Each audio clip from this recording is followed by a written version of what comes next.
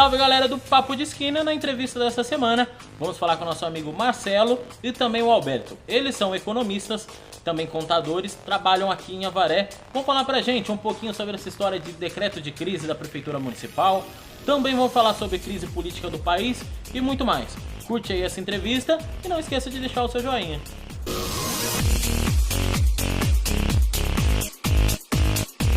Marcelo, obrigado pelo convite. Eu tô meio longe, mas vamos ficar assim mesmo, né? Vamos ficar aqui. Bom. Obrigado por ter aceitado o convite. Antes de mais nada, a parceria aí de longa data com o hotel, sempre nos recebendo. Seja bem-vindo ao Papo de Esquina. Muito obrigado. Obrigado pelo convite e pela oportunidade de conversar com o seu público. Cara, fala um pouco pra mim da tua formação. Onde você está atuando hoje em dia? Bom, hoje em dia eu sou sócio de um escritório de contabilidade aqui em Avaré, a Sercom. A gente criou o escritório, na verdade, com o intuito de atender as empresas da região, não só Avaré, região, e a gente expande também até São Paulo, mesmo porque boa parte da minha vida eu vivi lá, depois vim aqui para Avaré.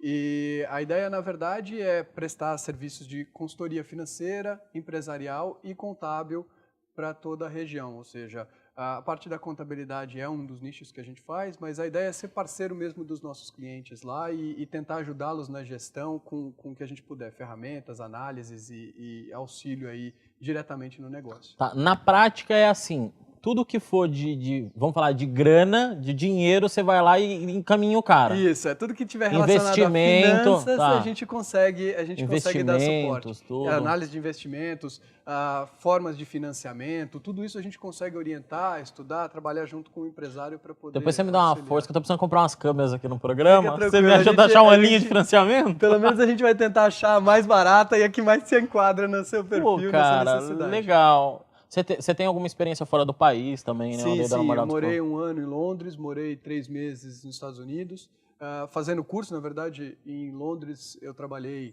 no escritório de contabilidade lá, trabalhei numa empresa de internet, a ideia foi mesmo para pegar a vivência, para essa é a ideia de ir para fora, né? Sem dúvida, sem dúvida. A maturidade que te dá morando fora, tendo contato com outras culturas, ainda mais Londres, que é uma cidade extremamente cosmopolita, né? Você anda no ônibus, você ouve 5 línguas diferentes, é uma oportunidade, um crescimento profissional e pessoal. A bagagem que se volta é muito grande, sem né? dúvida, sem dúvida. Cara, então é bem tua área. Então eu vou te perguntar assim, como é que tá o Brasilzão, cara? Vai sair dessa crise? Fala que sim, pelo amor de Deus. Eu vou te dizer uma coisa, mais animadora até do que vai sair, eu acredito que já esteja saindo. Quando a gente olha os últimos meses, o cenário é aterrador, é quase uma terra arrasada. A gente poucas vezes na história, nem quando a gente pensa em crise de 29, são até comparáveis os números quando a gente fala da crise da Bolsa lá nos Estados Unidos, que afetou o Brasil também. Então, foi uma crise mundial, na verdade, quando a gente fala da crise de 1929. Mas a gente olhando hoje o nosso cenário, começa-se a ter uma perspectiva de melhora. Você começa a identificar alguns indicadores, por exemplo, começa a se frear a parte de demissão, então você começa a gente já uma diminuição no número do desemprego, pelo menos esse número está caindo mais devagar. Porque quando você fala que questão de desemprego, eu ouvi falar isso ontem, não é a minha área, mas... O cara está desempregado, ele não tem salário, ele não vai no supermercado. No supermercado tem um funcionário também que é mandado embora e vira uma bola de neve. Sem dúvida, sem dúvida. Quando a gente pensa em economia, a primeira visualização que a gente tem que ter é que pensar em economia é como você pilotar um grande navio.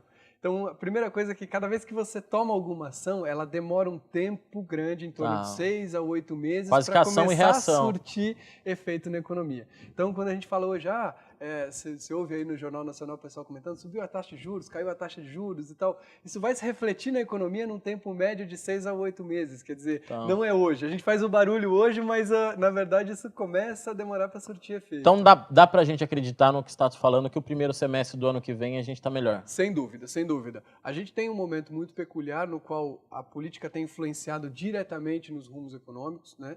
Então, a gente tem um nó político aí que está se desfazendo e, de alguma forma, vai se desfazer na semana que vem, seja com a confirmação do impeachment ou com o retorno da presidente, vai se desfazer, você tem uma solução para o caso.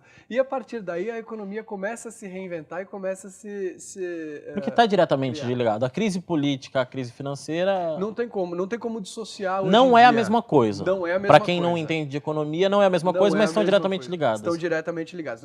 Hoje você tem, por exemplo, uma série de reformas que poderiam ajudar a economia e que estão paradas no Congresso porque tem que se resolver uma outra questão mais emergencial.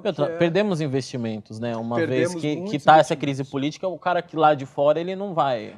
Eu brinco bastante o seguinte, a gente olha o nosso país e tem uma pujança econômica enorme, tem um volume muito grande até de investimentos e de atrativos para o mercado externo, que hoje são os grandes investidores, é quem vem para cá e traz dinheiro para poder gerar grandes obras, para gerar infraestrutura e desenvolvimento para a gente.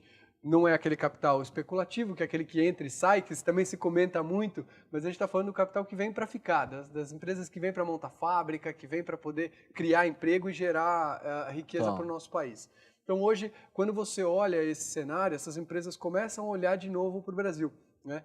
E eles não têm o nível de informação do nosso país como a gente acha que eles têm. Né? Eu brinco assim que alguns gringos, quando eu morei fora eu via isso muito claramente, alguns gringos veem a gente com o mesmo conhecimento que a gente tem da Zâmbia. Aí você vai falar, sem nenhum demérito à Zâmbia, mas você vai falar, o que você tem de informação da economia deles, do que eles produzem, do prefeito, do presidente deles, etc. Nada. E é mais ou menos o que eles têm daqui. Então o que vaza de informação é o que acaba sendo adotado como verdade lá. E isso é um problema. Então a gente conseguindo... O que a mídia leva, né? E nem sempre o que a mídia leva... Exatamente. Então quando o cara ouve lá, olha, estão depondo uma presidente...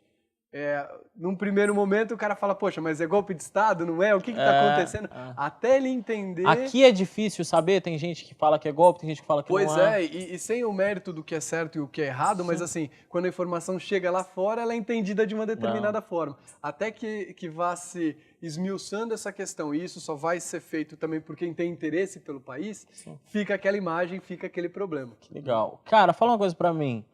Avaré, como é que tá essa situação de decreto de crise, falência, isso aí, cara? Eu vou aproveitar essa oportunidade e vou chamar o Alberto, meu sócio, que legal. tem um pouco mais de intimidade aí com esse assunto para conversar.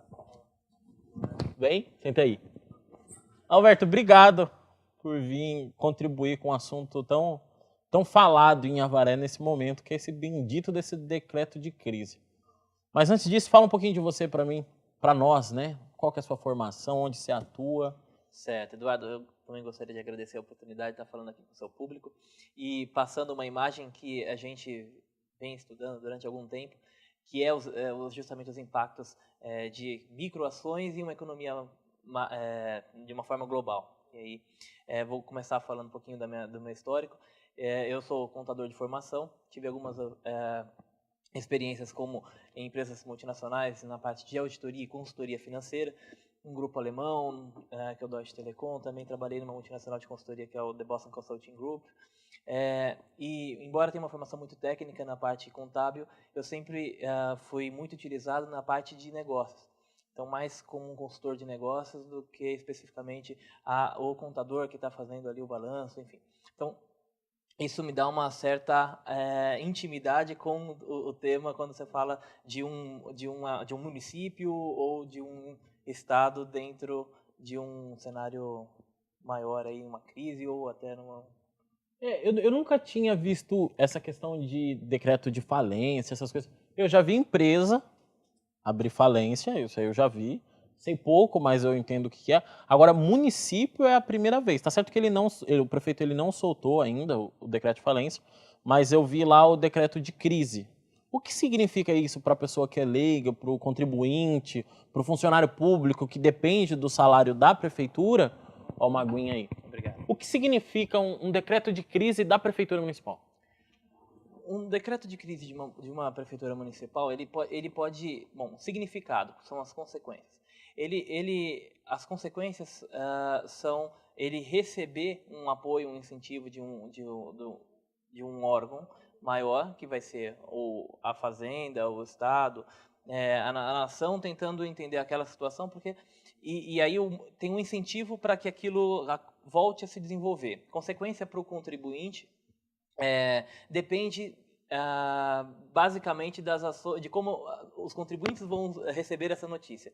Então, se, olha, o Estado, o município, ele está falido, então você vai fazer pode fazer algumas coisas. Primeiro, vou continuar estimulando o negócio para que a receita continue a entrar ou até aumente, ou vou sair do município ou vou consumir o mínimo possível.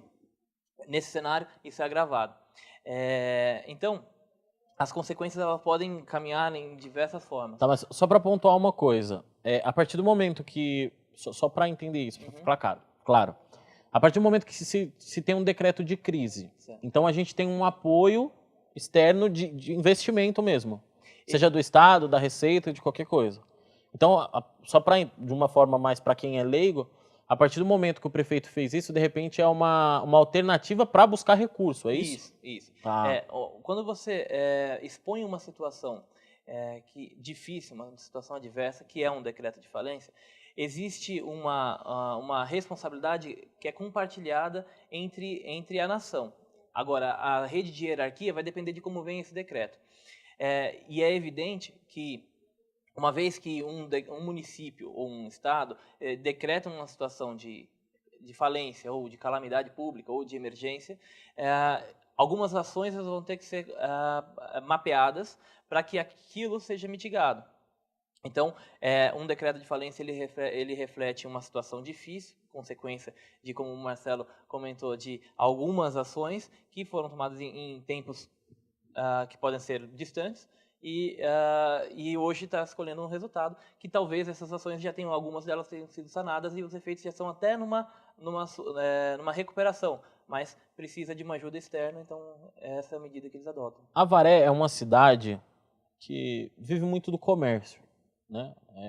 Temos vários eventos, capital do cavalo, não sei o quê, mas o comércio ainda é muito forte em Avaré, né? E a gente que trabalha na publicidade, que está sempre visitando o comércio, oferecendo um patrocínio, alguma coisa, a gente sente muito isso, que às vezes você vai chegar no empresário avarense, olha, vamos fazer um patrocínio na TV, no rádio, aí o cara já fala logo, cara, olha a crise, que não sei o quê, que não sei o quê. Isso me assusta, já começa assim, com esse decreto, porque assim, eu acho que o empresário vai ficar um pouco mais assustado do que ele já está, junto comigo, que disse que estou assustado também. Certo. Qual que é a forma do empresário ver isso de um lado positivo, se é que existe um lado positivo nesse decreto? Bom, estar assustado é natural. Bem natural, bem inclusive, natural, né? Tá? Agora, como você vai usar esse seu sentimento de preocupação para ajudar com que na sua empresa ou na empresa em que você trabalha, dentro da sua casa, com seus filhos, com sua esposa, como você vai fazer isso visto de forma minimizada? Justamente nas ações do dia a dia. Justamente, sim, temos uma situação difícil que foi reconhecida e que está sendo tratada. Difícil é quando você continua caminhando em uma direção, achando que está certo, e quando chega no final tem um precipício.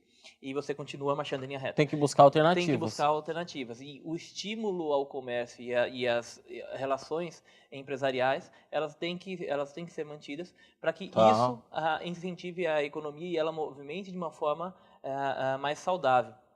Também outra coisa que é importante é usar esse instinto de medo, né, que é um instinto de sobrevivência, né, da sua empresa ou do seu emprego, para estimular a cada um fazer o seu melhor e contribuir para que as atividades continuem acontecendo e até tem muita gente crescendo na crise, né? Não dá para fechar, porque, na verdade, assim, volto a dizer, uma opinião de um leigo não é a minha área. Mas eu tenho certeza que o dinheiro ele só tem o seu valor quando ele passa da minha mão para do Marcelo, para tua, da dela. A partir do momento que eu não gasto o meu, você não gasta, é só papel. Isso. Né? Exatamente. E esse é uma análise muito interessante, porque o dinheiro pelo dinheiro, ele, assim, um papel sem ter a circulação e sem ter a criação de negócio, a criação de valor agregado, que é o serviço que um presta, é o produto que o outro vende, ele não tem muito sentido numa visão de sociedade. Tá? Agora, A pessoa que perdeu o emprego me ouve falando e fala, mas é fácil, você está falando para quem já tem um emprego ou para quem já tem uma empresa. Não, essa pessoa que perdeu o emprego, que numa primeira análise seria uma pessoa que deixaria de gerar uma receita e se manter, ela pode ser também uma empreendedora, porque ela sabe fazer alguma atividade. Cresceu muito isso, né? Cresce demais, então você tem um estímulo ao empreendedorismo muito grande por falta de opção, mas é um estímulo. Legal. E é um negócio que está sendo criado e é uma economia que não existia e passa a existir. Cara, eu queria muito, nosso tempo é curto, mas eu queria que vocês voltassem aqui pra gente falar sobre isso. Porque a gente acompanha na mídia muita gente, confesso que eu sou uma pessoa dessa, que se desligou de uma empresa de CLT ali, bonitinho, foi ali, abriu o tal do MEI e a coisa começou e aconteceu. Então eu já queria deixar o convite para vocês, pra gente voltar, porque eu sei que é um assunto bem extenso, quantidade de pessoas que está fazendo isso, o reflexo disso na economia, porque tem muita gente deixando de ser empregado para empregar, né? Então quero muito contar com vocês aqui de volta. Agradecer a presença e conta comigo no que vocês precisarem. Obrigado. Deixa eu te fazer aqui meio de longe. Obrigado. Abraço. Até mais.